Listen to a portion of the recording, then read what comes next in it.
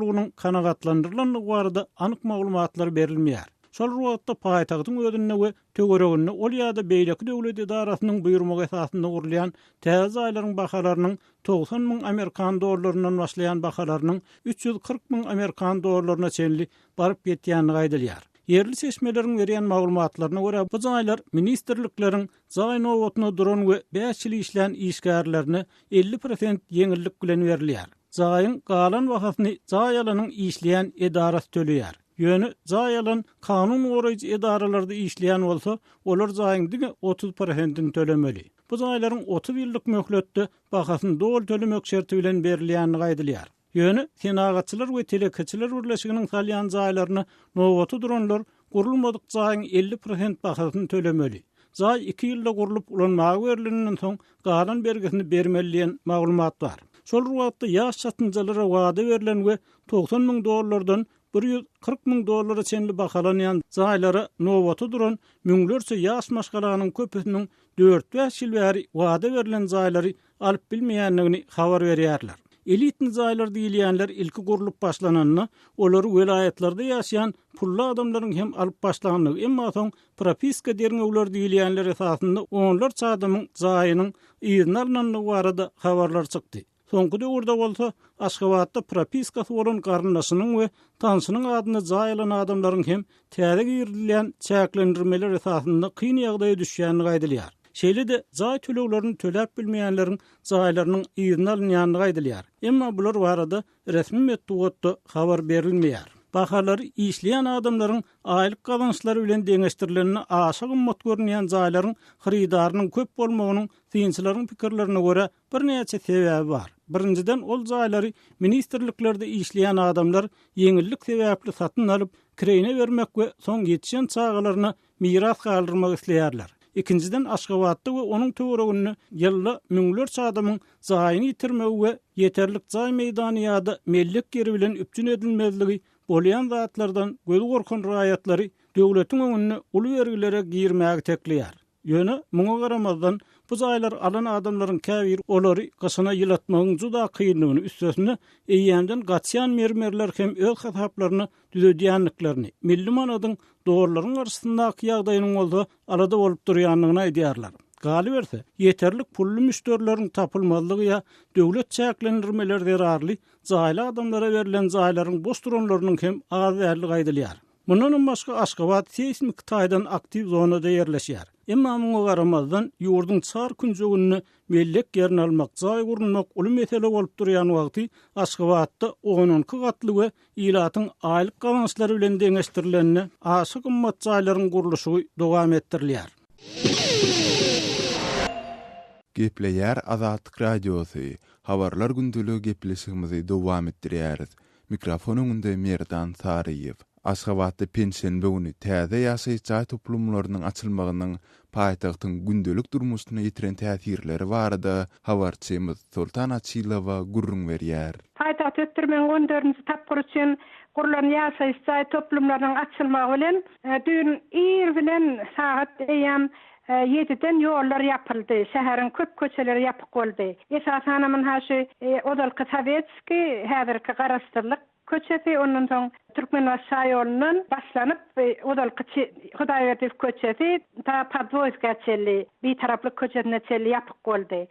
Beýleden hem şu ýanky Moskovski Onilawadançylyk köçesinden şeýler şähere garşy hiçlik ulak gatnawy bolmady. Şu aralyklar uzak gündeýän ýalyk yapyk boldy. Saat 2'den soň açyldy da şu ýollar. Sultanada bu çäherler döwlet edaralarynyň işine, mektepler, universitetleriň gün tertibine nähildir bir täsirini ýetirdimi? Merdan edil ýanky ýokary mekteplerine nähilek täsir ýetirdi. O barada mende dolu maglumat ýok. Öňeşi telewizionyada görnüşine göre şu çäre gatnaşçylaryň esasy bölegini mektep okuwçylary bilen talepler tutýar. Edarya kerhananyň işgärleri bar ýöne talepleriň gaty köp mukdarda şoýaryk ertilendigi telewizionyada da görünýär. Indi şu edara kerhanalaryň işlerine yarama täsirini ýetirdi. Saglyk öýleriniň işgärleri hem şoýaryk uğradylypdyr. Hemen özüm saglyk öýüne baranymda köp işgärler öz iş orlarynda ýokdy. Ondan soň ýanky häkimliklerde kadiyetlerde, ýa-ni prokuratura organlarynda şulara ýyşy düşüp etraplardan, vilayatlardan gelen adamlar şu çäreler sebäpli şu kabul edilşiklere dün geri bilmediler. Men şunu goýdum saýaty boldy, men haşy mardan daşguzdan tejenden gelen adamlar ýokary kadiýetin ýyşiginde şu onda kabul edilşik bolmaly diýip ýazylgy ýöneşler onu kötüde çelli iş yerinde hiç kim bolmady. İşgärler çärede diýip şular ýalyk jogap berýärler. Şu adamlar soğuk kovada kapının ağzında şu taat on kötüde çeli garaşyp durdular. Şu on kötüden soň diňe kabul edilşik başlandy. Onun şu prokuratura baryp geldiň, o ýerde de kabul edilşik ýok diýen şuňalyk adamlara da şu taýda gabat geldim men. Ondan soň şu häkimliklere baryp ýerine gaýdan adamlar boldy dün. Ana häkimlikler işläni o kemmeti çärede diýip. Şu çäre bir mümkin bolan döwlete degişli edara kärhananyň ähli işgärleri şoýerik uğradylypdyr. Şu dün günertany çeli iş ýapdy edaralarda. Ondan soň howanyň bir sowuklugyny aýtmaly, ýagyn bolmasa-da howa günertany çeli gaty sowuk boldy. Şu ýokary kadiýetin işiginde oturan adamlar gaty üşediler. İçine de goýuwerilen okşy derwedanyň başynda garaşmaly. Şonuň haçanda eýem telewizionyada görende halk bilip gala. Ýollar ýapylýar, şu ýollaryň näme üçin ýapylandygyny ilat köpçüligi bilmeýär. Gepleýär Azatlyk Radiosy, habarlar gündeligimizi dowam etdirýäris. Lewap vilayatynyň merkezi bolan Türkmenawat şäheriniň ortasynda ýerleşýän we il arasynda dostluk seýilgähi diýip tanalýan seýilgähdäki köp ýaşly uly baglaryň sany gün-günden azalýar. Hususan ençeme ýyllar ozal ekilen agaçlary ýeken çapyp aýrýarlar. Ul baglaryň aglawasy garaşsyzlyk ýyllaryndan öňki ekilen agaçlardan ibaret. Bu uly agaçlar parkyň içindäki özüniň gur ýapraklary bilen berýän kölege sebäpli Türkmenawatlylaryň gowy görýän seýilgähine urulypdy. Çapylan agaçlaryň ornuny bolsa ýol agaçlary ekilýär. Ýöne ekilen täze agaçlaryň ençemesi boýnuny alyp bilmeýän guraýar. Ýogsa-da olaryň käbirleri gyşyň sowuk howasyny we tomsuň jowdaly ıssylaryny çydap bilmeýän guraýarlar. Uly agaçlaryň çapylmagy sebäpli parkyň häzirki ýagdaýy hem gün-günden üýtgeýär. Öňki gur bagly bostanlygyň ornuny häzirki wagt kiçijik nahallardan ibaret bir boşluga urilýär. Bu bolsa parkyň asyl özüniň ýok bolmagyny getirýär diýen pikiri döredýär. Köne parky ütgetmegi geçen ýylyň tomsunyny ol ýeri rekonstruksiýa etmek işleri bilen başlanypdy. Şol wagtlar bu parka täze nahallarym ekilipdi we şol wagtlar parkyň içinde beýleki ençeme köne gur baglary da görsep bolýardy. Emma bir ýyl geçenden soňra parkyň içiniň boşlugyndan öňkü dostluk seýilgähini tanarýaly bolmady. Baglar çapmaklyk işi ýuwaş-ýuwaşdan dowam etdirilip gelinýär. Rekonstruksiýa geçirilýän wagty köne agaçlaryň çapylmagy ilad arasynda bir huwatirlenme döredipdi. Parkyň içiniň rekonstruksiýasy barada adamlar özara närazy gurrunlady diýdiler. Rekonstruksiýadan soňky parkyň ýagdaýy bolsa, öňkü durkuny ýakyn bolar diýdiler. Emma onun ýary park ýalňaç bir meýdany ýatladyp barýar. Ençeme ýyllap bir giden iş güýji sarp edilip ýetişdirilen agaçlary çapmak däwi Türkmenawatda ilkinji gedek däl.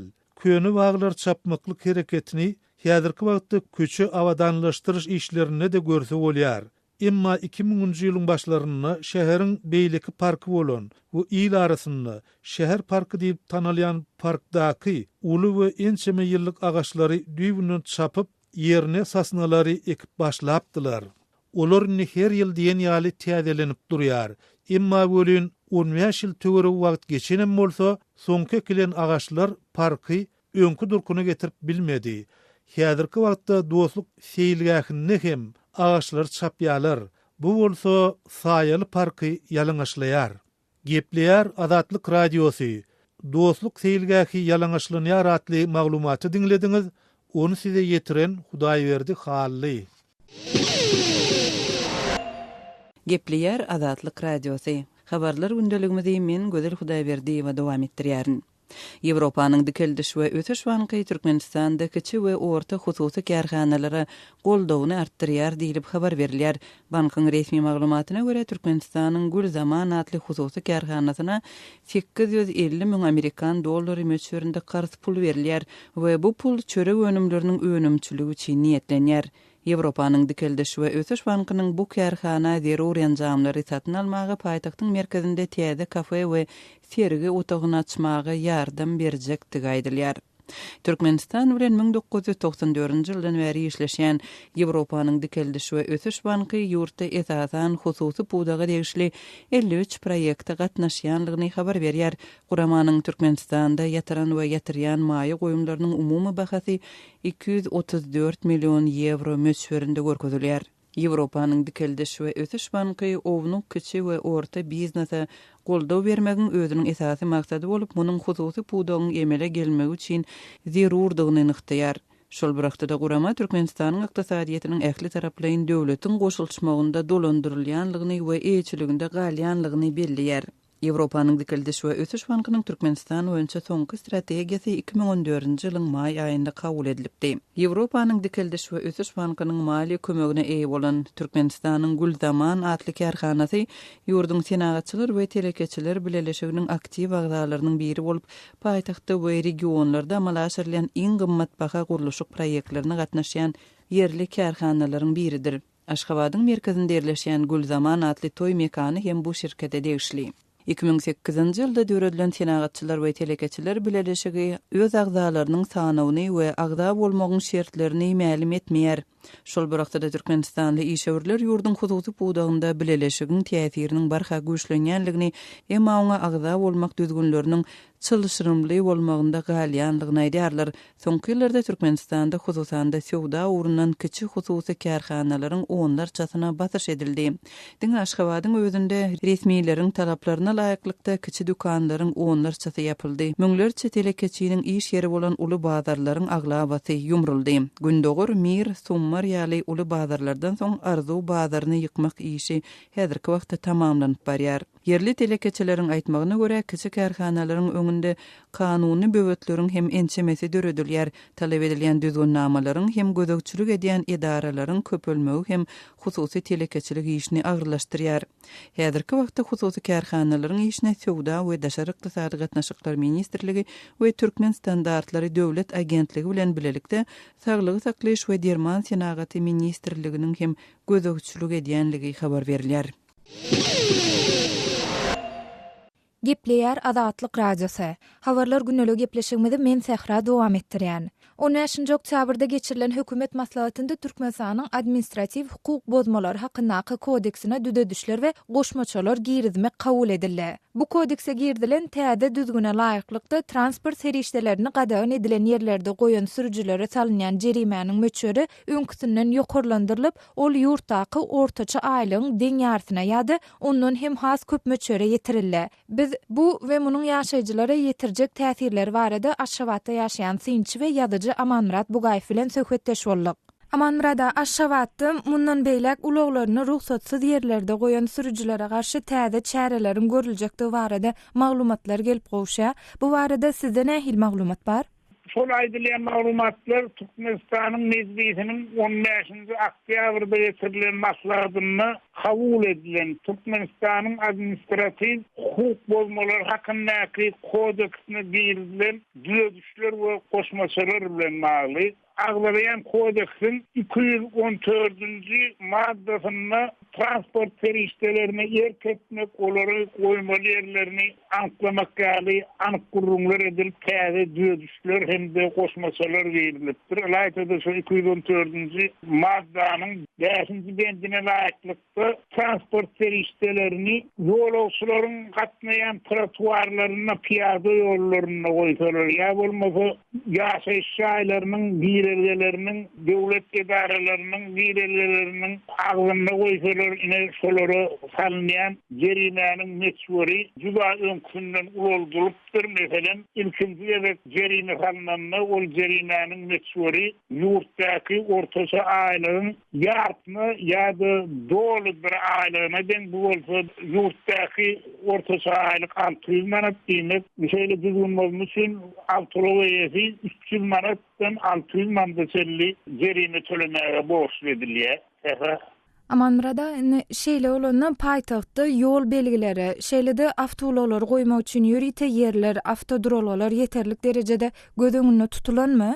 Uly protokol köçeler bolaýmasa awtology goýmaga gadaganlyk berýän ýol hereket belgisi kalan ýerlerde goýulmady.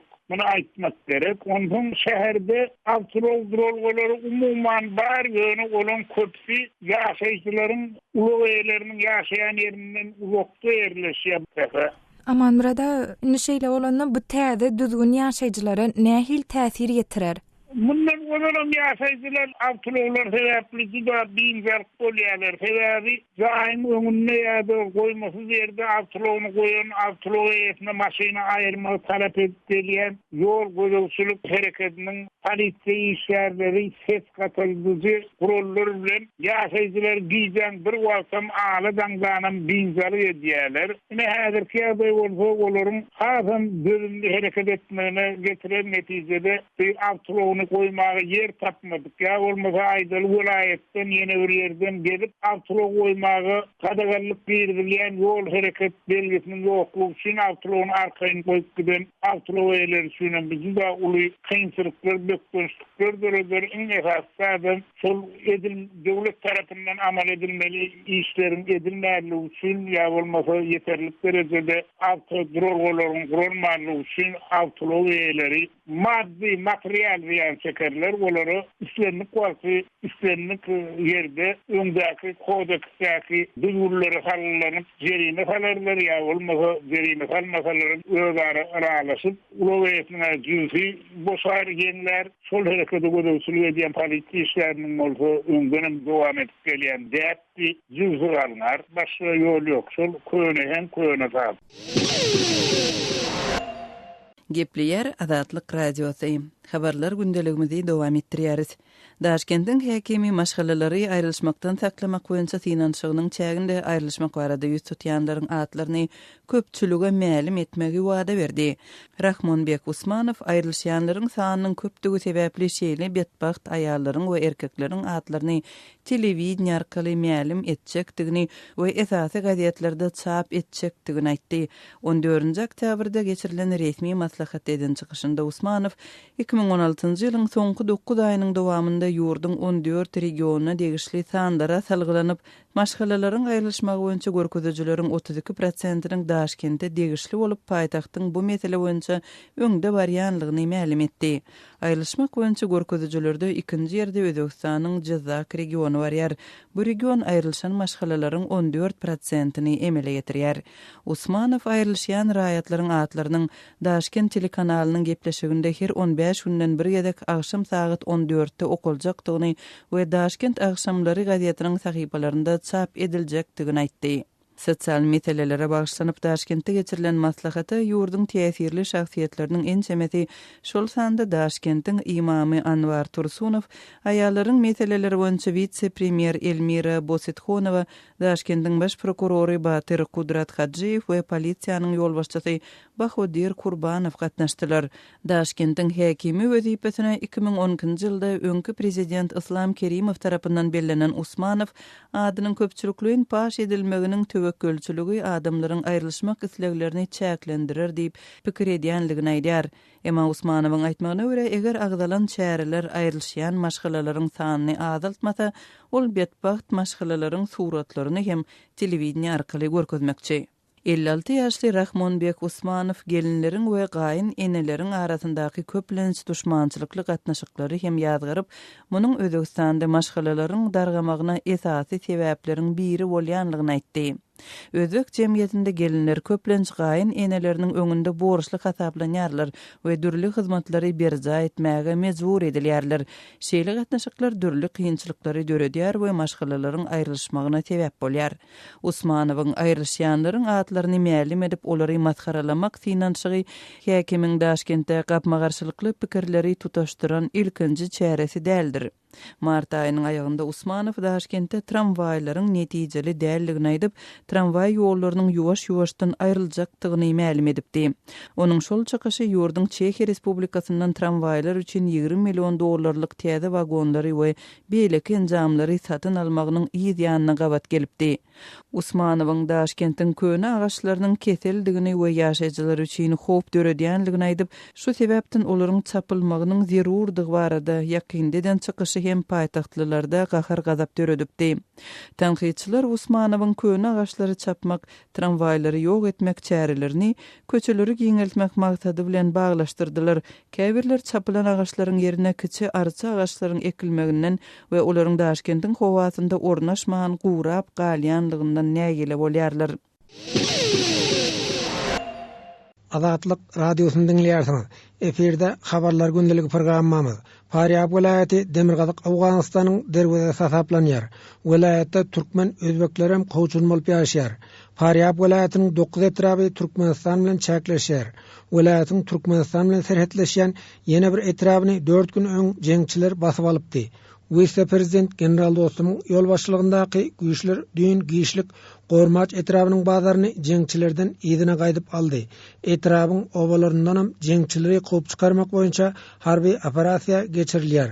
Faryab vilayetiniň häkiminiň matbuat wekili Jawid Ahmet Beydaryň Azatlyk radiosyna aýdyşyna görä Gormaç etraby jeňçilerden halas edilipdir. Gormaç etrabynyň bazarynda dukanlar açylypdyr. Etrapda harby operasiýa dowam edýär. Vice-prezident general dostumyň baş tutanlygyndaky awgan güýçleri bilen jeňçileriň arasynda etrapda çatışyk barýar. Ýagdaý gadalaşýança vice-prezident general dostum Gormaç etrabynda galýar diýip Beydar aýtdy. Uluswaliye Gormaç tasfiýa bol, bazar açylýan, uluswaliye tamire, komandany amniýany tamire we başga sohatlar Talbany qo'liga tushgan edi. U soatlarni bular tasfiya qilib olgan. O'rga Maunsib avval o'zining huzuri bor Gormaç uluswaliyiga we bu amaliyot hanuz xatm bo'lgani yo'q. Türkmenistan bilen Awganystanyň serhet ýakasynda jeňçileriň ýerleşendigini Faryab vilayetining vilayet geňeşiniň deputatlary aýdýar. Serhet ýaka sebäplerini jeňçileriň ýeçilgediýändigini mälim edýär. Türkmen-Awgan serhediniň çäginde howpsuzlygyň üçindäligini sözçi Jawid Ahmet Beydaram tasdiqlady. Serhet ýakada talep söwüşçileri hereket edýär. Serhedin Awganystan tarapynda serhetçi güýçleriň harby postlary ören az. Şu pursatdan jeňçiler peýdalanýar. Serhedin goragynyň gowşakdygyny biz boýnalýar. Türkmen-Awgan serhediniň Awganystan tarapy jeňçileriň esasy geçelgesi bolup durýar. Bu ýagdaý Awgan hökümetini hawatyrlandyrýar. Şonuň üçin vice-prezident general dostumyň ýol başçylygynda serhet ýakada hem harby operasiýa geçirmek gödüňde tutulýar diýip Beydar belledi. Takriban 340 kilometrden aşağı serhad müşterekimiz var kişvere Türkmenistan bilen. Faryab vilayetinde vice-prezident general dostumyň ýol başçylygynda jeňçilere garşy alınıp barylýan harby çäre yerli türkmen ýaraglylar hem gatnaşýar. Uruşda ençeme türkmen ýaraglysy helak boldy. Erbeki atly türkmen ýaraglylarynyň komandiri Muhammed Ulu Hacı 40 ýaraglysy bilen özüniň häzir Söwüş meýdanyndadygyny görünmerdi. Gormaçda barýan uruşa türkmen ýaraglylarynyň gatnaşýandygyny komandir bildirdi. Bale gatnaşdym. Bizleriň bir 40 metre takybyny ýamda bilen gaçdyk. Rawatlar bilen gormaçy gaçdygan etdi. İkmalatlar bilen hemme ýertip sagajydy ýa-da.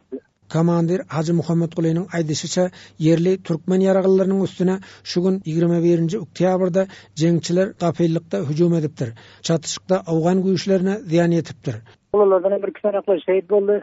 Bir kisanaklar zahym boldy. Koýdan şehit 10 metre zahym bolanmasa. Gepleşik taýinlap azatlygy ýetiren Şaýmerdan ulum rady. Gaderli dinleyijiler, şunun bilen habarlar günneligi gepleşigimizi geçirip oturýar. Saatlary kesmeden soň programmamyzy gaýtadan ýazgyda dinläp bilersiňiz. Azatlyk radiosynyň tolkunlaryndan aýrylmaň.